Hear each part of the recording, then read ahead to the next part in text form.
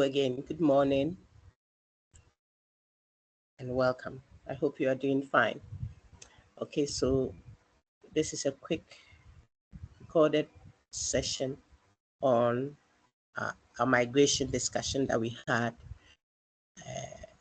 We'll do that quickly and then hopefully get some snippets also on the environment.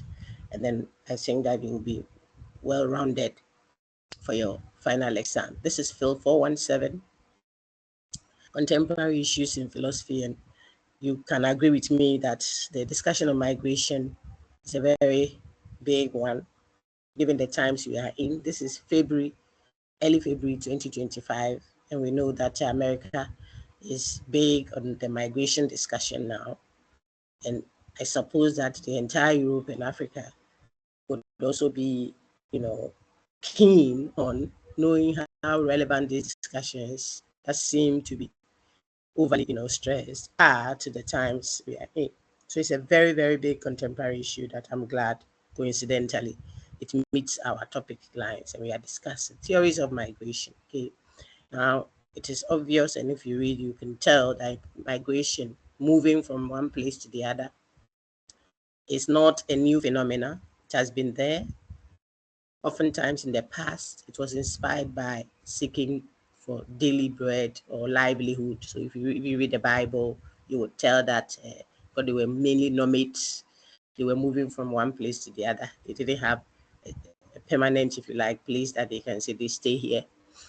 And if you look at historical stuff, you can tell that people move for various reasons.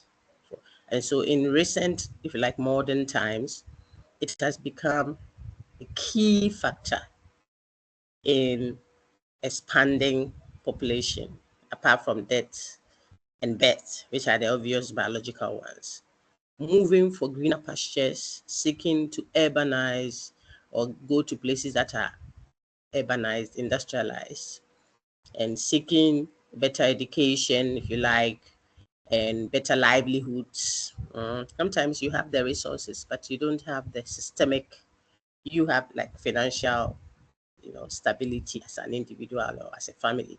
But the health care system, for example, in that political organization, in that country or state or continent, it doesn't meet the standard for you. So you would move. People move just because of that. Sometimes people feel that the opportunities are not there, okay, and so on and so forth. So factors that pull or push, and we'll get there in a minute, include education, employment, political instability. Some, for the sake of their companies they are setting up, would want to move to a certain part of the world. Not that where they are doesn't have good health care or good, livelihood and whatever, but they may want to come to, let's say, for example, a part in Africa because they have gold and he or she is perhaps trading and working in gold. So that can move an entire, conglomerate and its headquarters to a certain part of Africa, and it might have nothing to do with necessarily the food they have or the weather condition or whatever. It might be purely industrial. So there are so many factors that instigate migration. Now, what is our focus as philosophers when we discuss such a theme? Because it might be of interest to the political scientists, to the social scientists, and so on and so forth, development theorists. Okay, they might all be interested in that discussion. But as philosophers, our interest is on trying to decipher what the legitimacy of that state power is, which restricts movement in and out of a country. What is the legitimacy of that state power? Does the state have that power?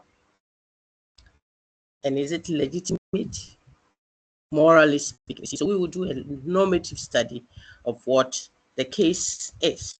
Is it that states have that power? And what justifies that power that supposedly the state exercises in restricting the movement of people in and out of its so-called jurisdiction? Okay.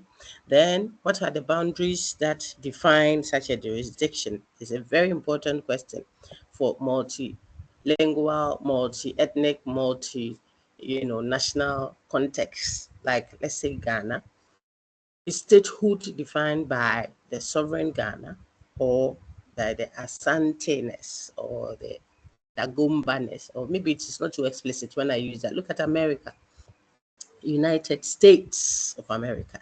You look at Nigeria, it's a federal state. There are governors for each of the states. So at what degree or level would we want to define the legitimacy of political membership?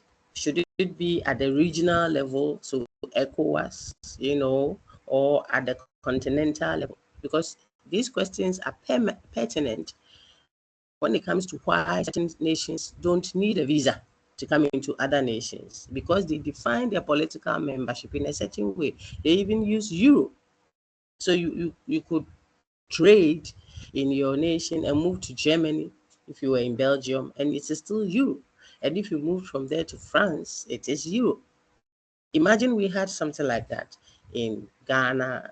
We do that with Nigeria and our neighboring nations. That can foster trade, that can help bridge some other gaps that we may not have bridged. So the point is, what is defining the political membership which allows for entry and exit? If you take a Schengen visa, I don't know currently, but when I was uh, finishing up my study and I had to travel some of the periods out there, the Schengen visa could allow you entry into a certain region.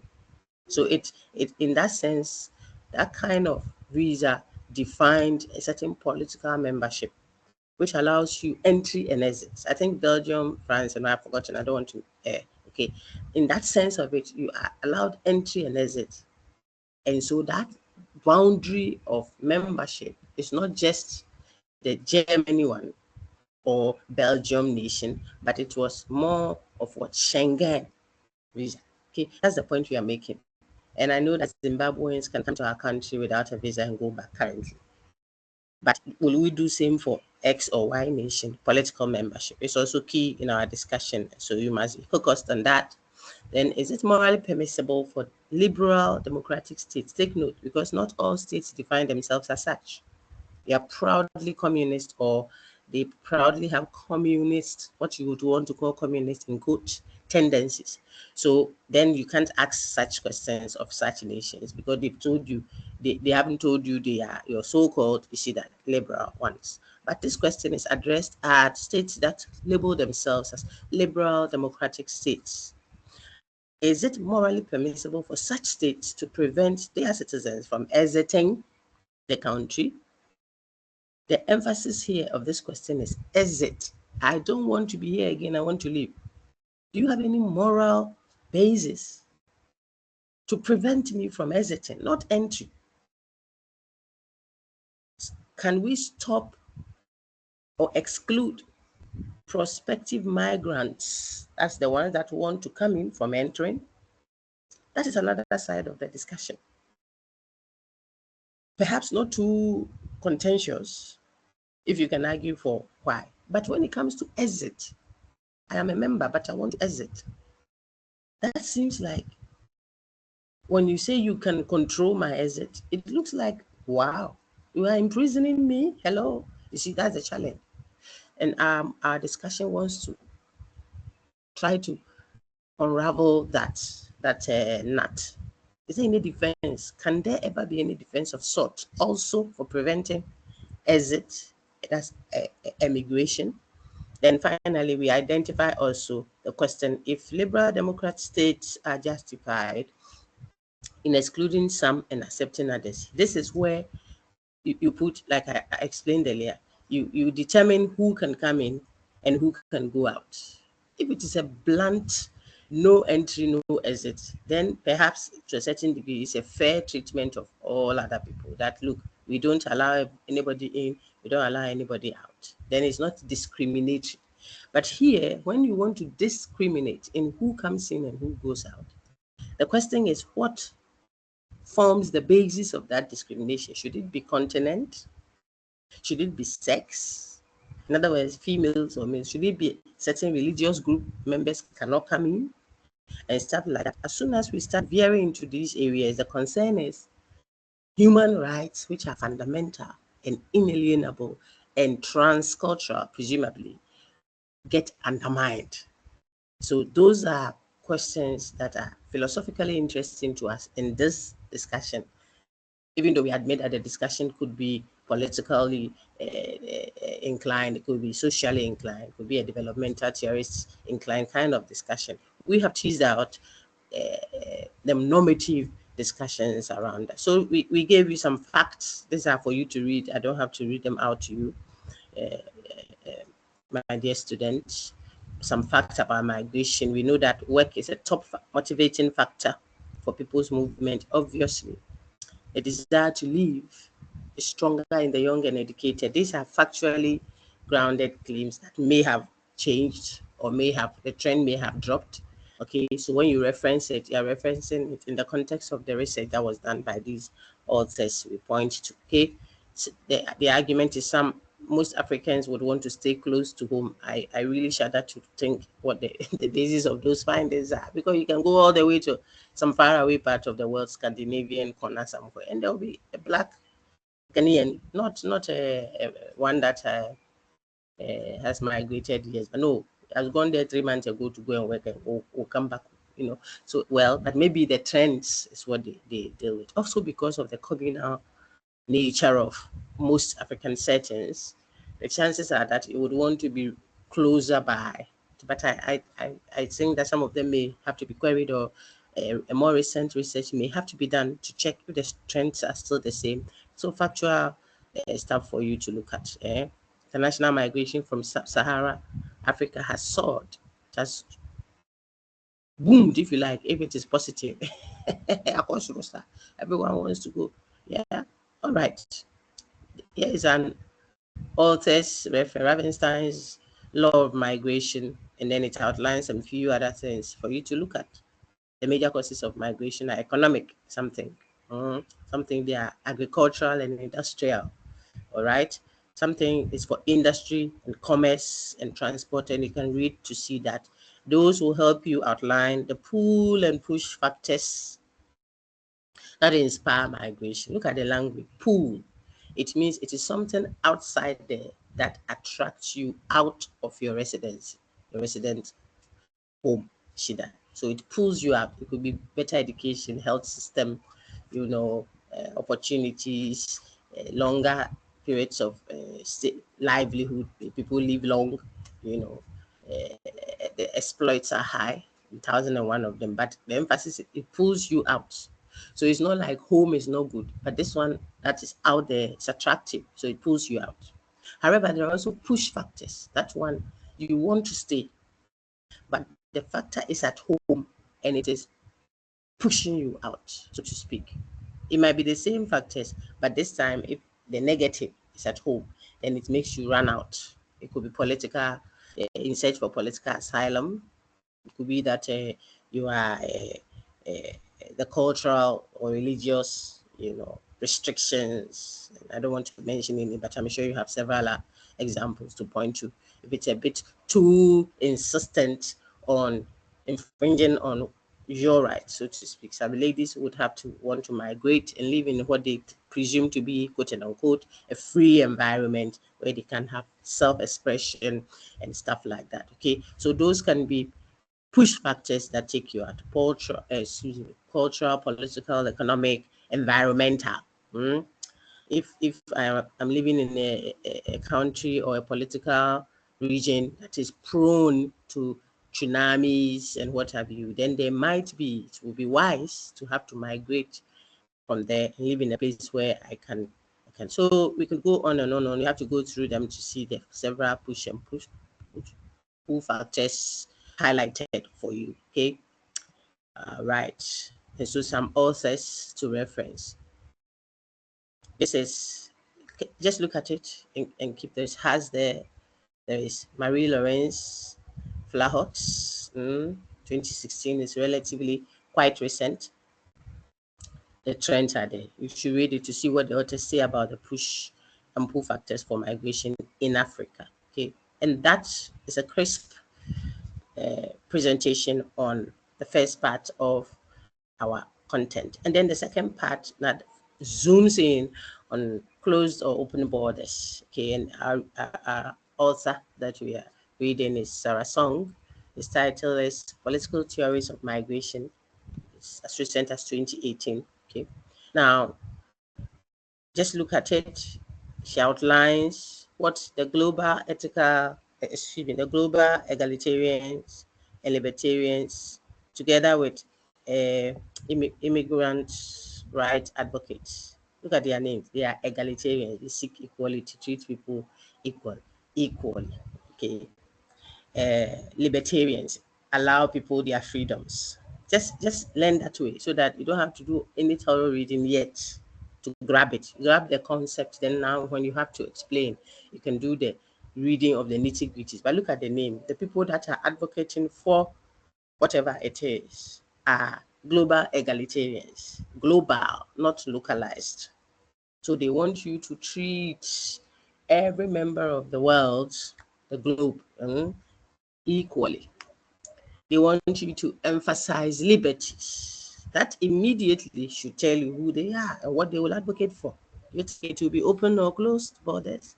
I think they would be advocating for openness because you shouldn't restrict some and bring some in. If that is the policy, then it suggests that keep the border open so that it means you're treating everybody equally. And that is basically it. Okay. So these folks proffer arguments for open borders, which is anti-conventional. That position is against what the conventional view is. The conventional view is your little hostel, we want it locked. Your small chobos, which houses conflicts and tuna, mackerel, and tin and milk. You think that you have to keep it locked and determine who picks what with your permission, even your small chobos. See, so in the same vein and by the same thinking pattern, nations or political groupings presume that it is obviously the case that we cannot keep the borders open. There's a security man at the campus gate. Why?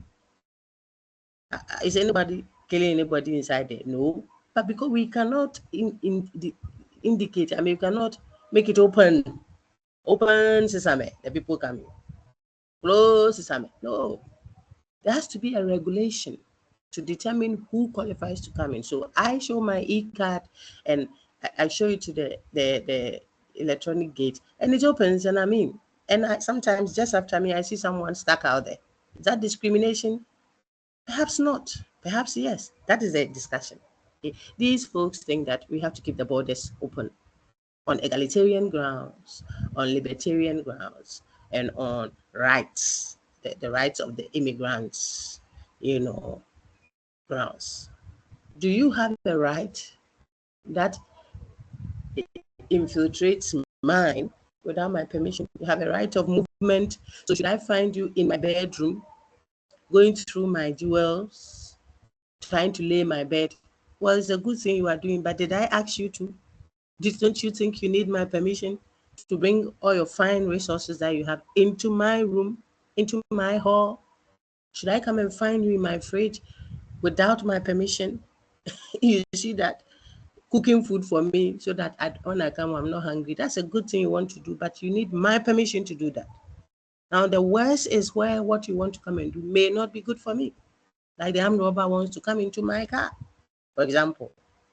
So, on what basis? That's why it's difficult to see this anti-conventional view. The conventional view is we have to keep it closed and regulate it, put people there to ensure that some are not coming and going, some are coming to vote for us. We have little resources. They want to come and pick and go. When it's time to pay tax, they won't pay. And so now start picturing President Trump currently, the second term of President Trump is what we are referring to in 2025. And by the first week in presidency, he's effecting a lot of seemingly controversial and almost people think it's some of the things are even anti-human rights. Well, I have my views about that, but it is not my views I'm here to present. I understand that people may want to talk, put a human face to it. Will you put a human face to someone in your room without your permission? The concern is if we identify the person as an illegal immigrant, what are you saying? Why do we have prisons in nations? The person is doing something that is an illegality. Think about it. And stop being ostriches. And let's lay the discussion where it matters most, which is, oh, we have caught a thief and we have beaten him a little. We shouldn't even do at all, but we are beating him a little. Now, I think that is fine. Let's take him to the appropriate place and do this and do that. That's fair. That's a fair discussion on how to manage even a person that is caught in an illegality. You know, let's do it in a way that is humane. And I think that to a large extent, those are where the discussion should be. But to think that it is problematic for someone to protect and kill the rats, in quotes, rats that have entered my kitchen. Of course, illegal immigrants are not in that sense of it, symbolizing the way the rats do. Some come in, they really enhance the nation with their resources, their skills, and what have you. But if the person doesn't want that resource, that help, go and put it in your nation. Go home and do that and then develop your place. You see, how blunt it can look? 11 million illegal immigrants. And so when we come to the current slide, look on it. The cultural nationalists, the economic nationalists, a few highlight to be, they are nationalists. They want to defend what the nation has, its culture, its viewpoint. Some include even its ethnic, persuasions, its religious undertones. I mean, I mentioned Qatar and the World Cup in recent times, and the disclaimer the nation sovereign state issued that this is how we do things here. That is what has kept our integrity intact for us to achieve what we have, which made it possible for us to win the bid. You cannot come and do a normative discussion of what we consider to be an acceptable way of living, just as we will not interfere in what you consider as an acceptable way of living. And this is not exactly relativism yet. It is cultural particulars and cultural universality. We all greet, so it's a universal concept. But how we greet varies from context to context. That is allowed. Insofar as how we greet doesn't undermine the well-being of another. So some will greet by lying prostrate, others will greet by saying a hi and give a wave, others have to greet by shaking hands. And these are variations in the practical application of universal concepts of what respect for people that is captured in greeting. We all bury the dead. In other words, we all transition, I should say that. We all send off our beloved ones that are past. But how we do it will vary. It's contextualized. So some will burn the body to liberate the soul of the person, they say, okay, and even spread the ashes at places of value on river holy water so that their soul can be liberated. That is their understanding of respecting their loved one that has transitioned. Others will keep the body for a while, bury that body. Jesus' body was buried. After the third day, the people didn't find it. That's scripture. Okay. Your grandma or grandpa, if it happens to be a chief or something, can have his body laid for months, sometimes years. That is the persons or the community or the context. I like to say the context way of respecting the dead. So these are various ways of doing something that is universally applicable. You see that's why you shouldn't be in a hurry to say, oh, so doc, and it means that it's relativist. We think that this is how we do our thing. You to do your no, because there's a fundamental universal principle that each of these cultural contexts are trying to what practice, and it is in the application that the variations come in. So back to that discussion about the cultural nationalists who can insist that our religious persuasions don't allow this, our cultural perspectives or posturing cannot allow that. And therefore, they can regulate, they think. These are people that will be advocating for closed borders. Can regulate who and what is allowed in. Which food product do we want to import? Because this is anti our faith, anti our eating habits, anti our national policy for health. If we are a nation that is prone to so and so and so, and this is a serious nation trying to curb the influx of infections from that particular thing that we are prone to having, they can restrict what immigrants bring in terms of fruits, in terms of so and so. You see that there are certain fruits they won't bring in if it is something that hurts the nation. What is the point then? We are getting closer to, and for the economic nationalists, they think that the competitiveness of their local producers and what have you could be undermined if you are bringing in others. Like, I don't want to use very close to home examples because of the contentious nature of some of them. But think of fabric industry. Someone can do something, print and paste, and bring in, and it's so cheap. The price is so cheap that the person that stayed home with all the stress and manufactured homemade fabric, one line at a time, would have it about 3 times the price or 4 times the price that the imported one is. So you kill the local business if you allow all of that. The point is, from such arguments, some do not think that the borders should be open. They should be regulated. Close it. Open only when you check and you think that the person coming in qualifies. And that is what it seems to be the conventional view, which says that we can't just open our door. Michael Walzer outlines that view in his political membership book, 1983. Okay, and he makes some fine points, emphasizing it is the citizens, in other words, those who are already members of a political group. You see, that is not necessarily a country. That is why I showed you Europe. There's the European Union, there could be African Union, there could even be a Schengen visa. It is for specified nations within the Schengen area. Germany is one because I went there for my study. Netherlands is there. I think there's a bit of Belgium, if I recall right. And they form a conglomerate of kind that if you take a visa to go to Germany from Ghana, it can allow you to go to the Netherlands as well. Of course, there are internal quick fixes there, but generally, that area becomes a political membership whose visa, if you had a visa to one, would entitle you access to the other place. This is what I'm saying. So the political members, in this instance, it won't be a country or a nation. It will be a specific defined grouping. Listen, are the people that determine who can come in and who can go out. Says who?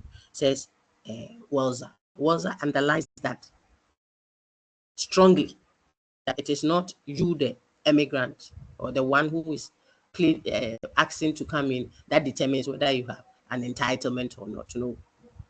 Just like University of Ghana determines who qualifies to come in there to be a student. It's as simple as that. It's not the one outside that says I must be there. Open the door. I got a grade 1,000, but still I must come in. Why?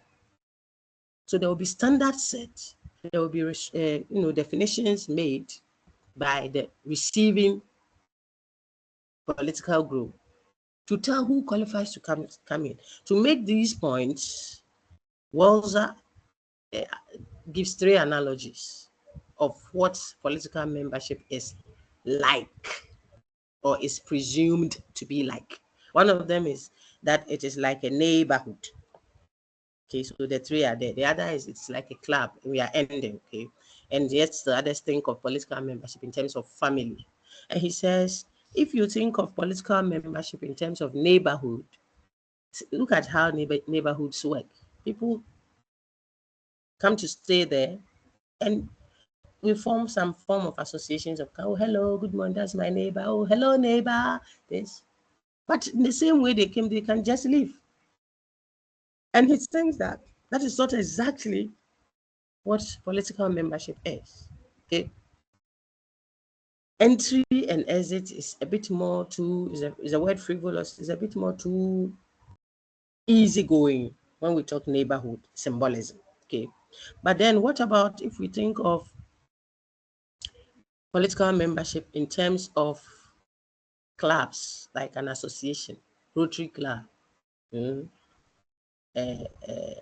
what's there? There's an AFI class, etc. Then that one is a bit more enclosed. So on your screen, you see neighborhoods might maintain some cohesive culture for a generation or two on a voluntary basis, but over time the cohesion will disappear in the neighborhood. Okay. However, keep looking. That that disappearance of cohesion is what he thinks would undermine political membership. If we think of political membership the way we think of neighborhood, people can come in and go freely.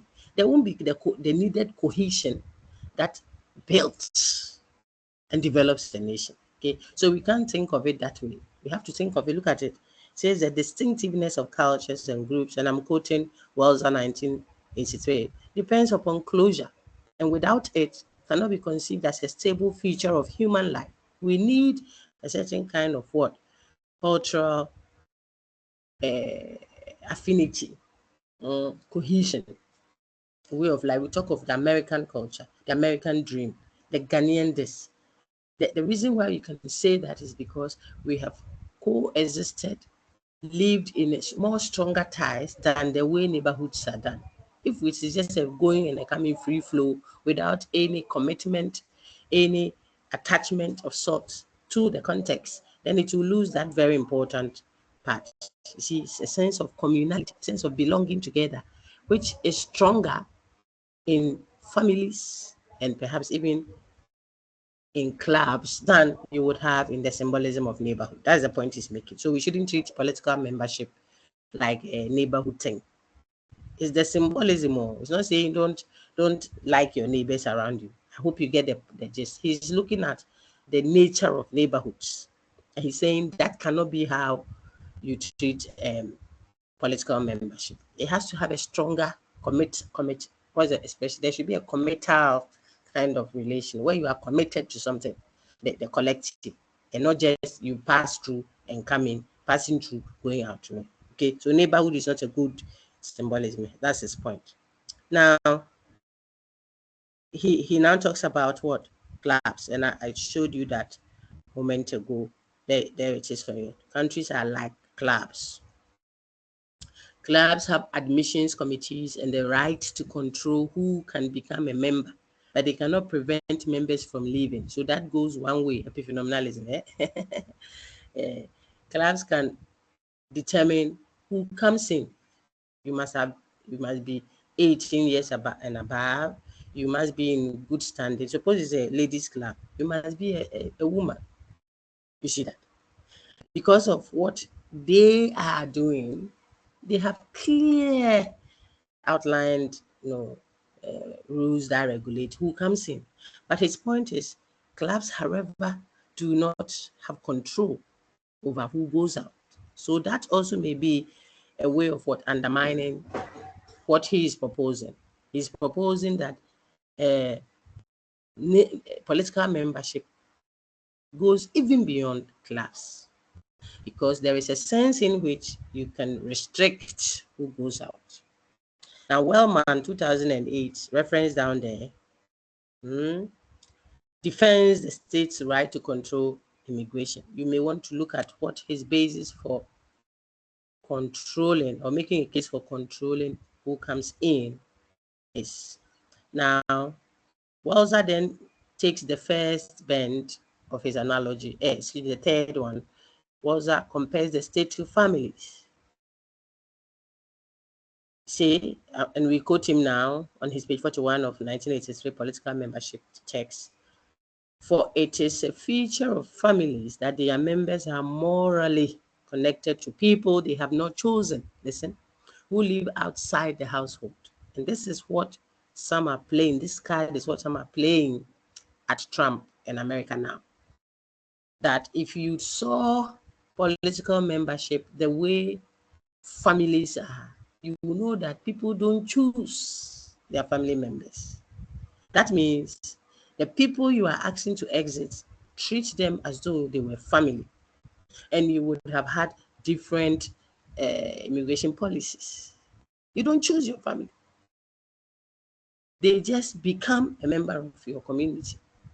That means you would have to be accommodating if your family member didn't tell you they were coming home, for instance. I think that is how I interpret this. And you open the door and they are there. Or you didn't even know that the person was family. But after some discussion, it turns out that your sister's, your cousin's firstborn has come to America. She came to school. So please, I've given her your address. Say, hey, sir, oh, I didn't know. He said, she's got so and so and so. She's at so and so now. So she'll come and stay with you if there is space there. Or if you can help her get a place so that blah, blah, blah.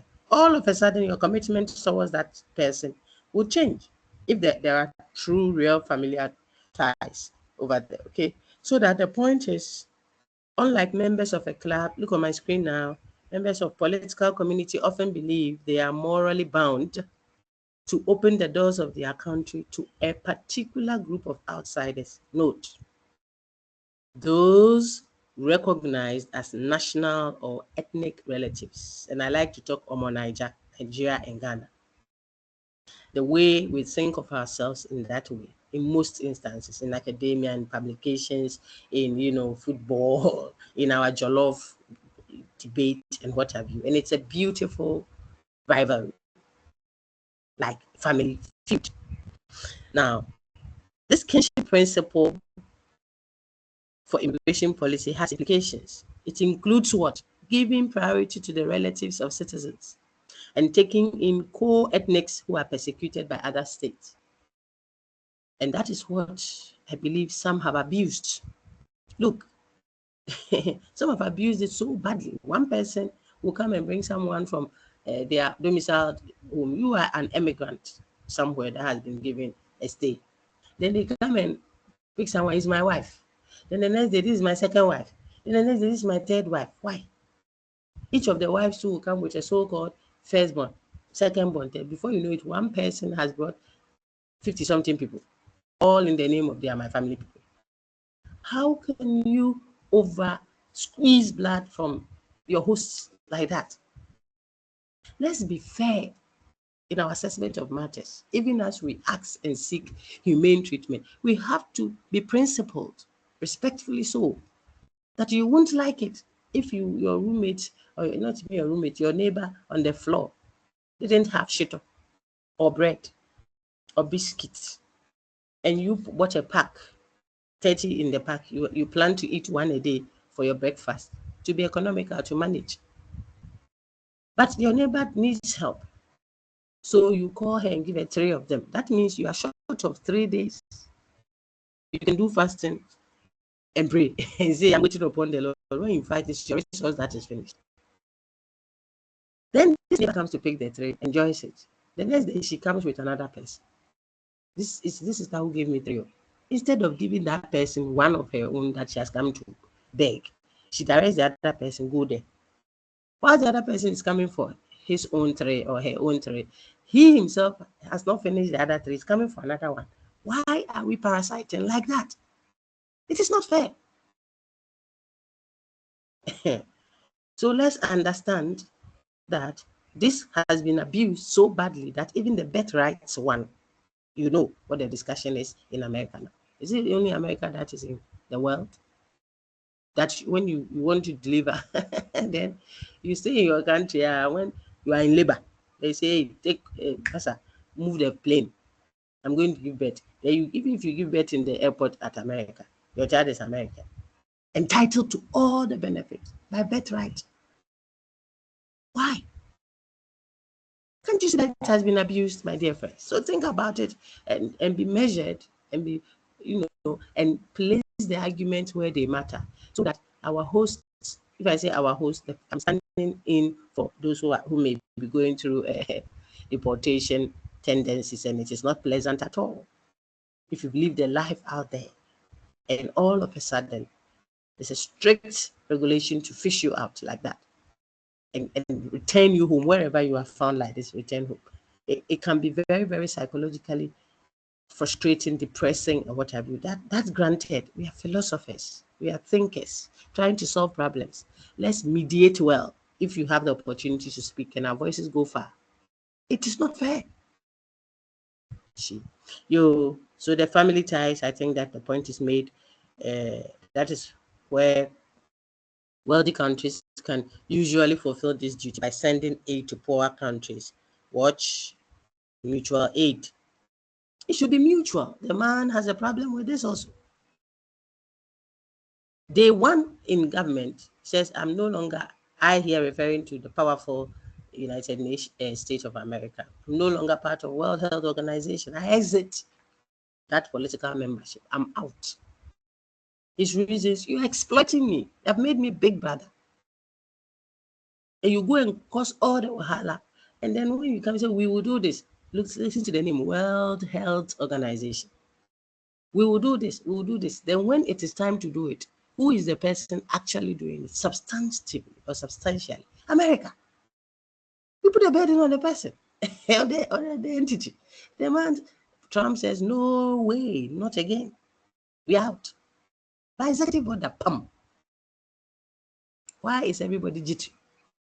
Because there are portions of what is being said that are true. This is right to exit. It should be a mutual thing. I give, you give me.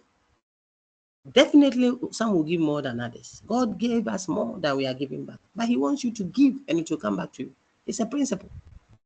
That means the person is respecting you. So when we sit at the table to discuss, He said, come, let us reason together. If America and Europe, Germany, England, or UK, is sitting with you at an economic discussion and you want to be respected as a nation, you got to bring something to the table. It's a principle. Don't come with a beggarly posture. Gimme, gimme, gimme, gimme. When they say go and wash the bowls after I've given you food, they're angry. So mutual aid. If it's mutual, it will allow for easy flow. Someone comes in, someone goes out. Not parasitic tendencies in the name of it doesn't even encourage the migrating folks, and it's not every migrant that is really in a bad state. See that, but it doesn't encourage the migrant home nation to develop because they mess up, quote and unquote, and look for a place to go and enjoy.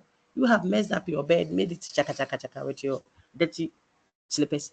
When you finish, then you leave it and you're going to look for your big brother, so to speak, bed upstairs and enjoy.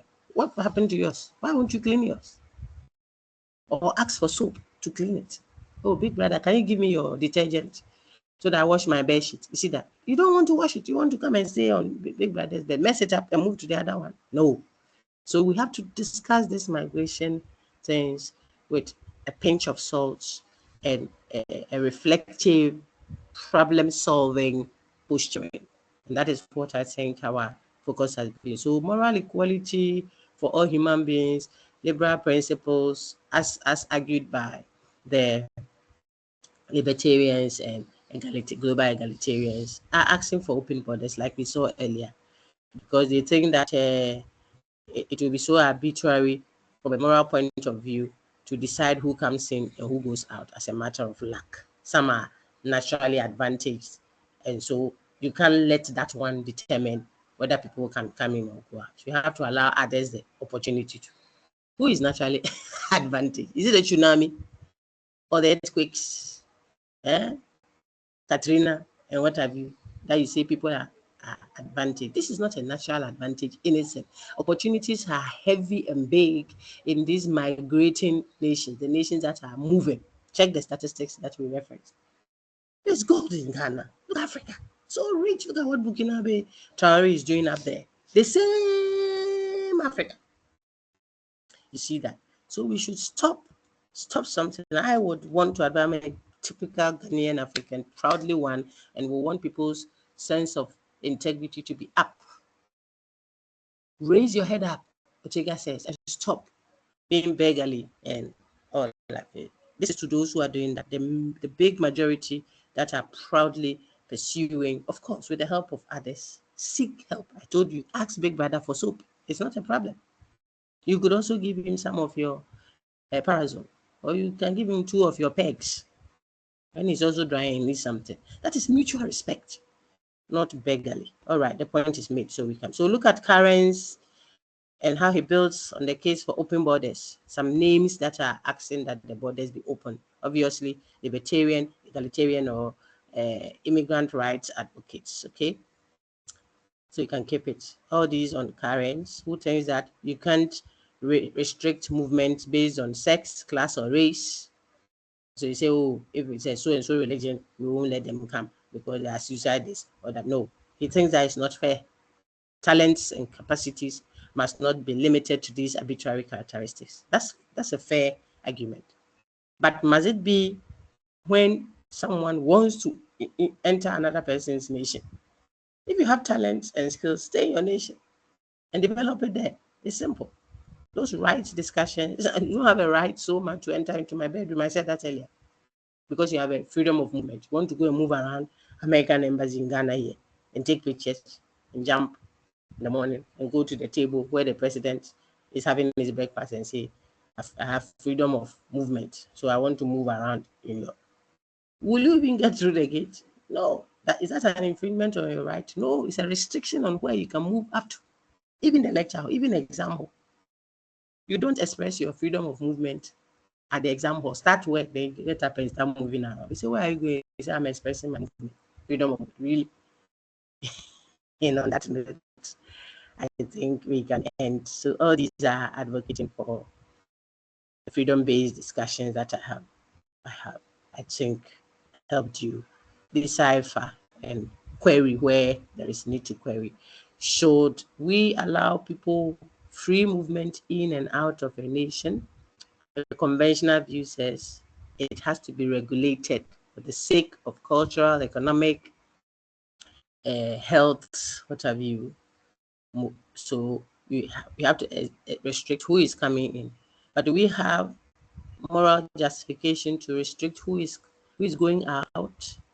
Well, even that, says Samuel says, if we have trained you with our little resources to be a doctor, and now we don't have doctors, and you think you can now go and ply your trade out there and get bigger money, we can restrict your movement. University of Ghana bonds its lecturers if they sought for study leave for sometimes 3 years, 4 years, you were away with pay, and others were working. When you come, you are bonded.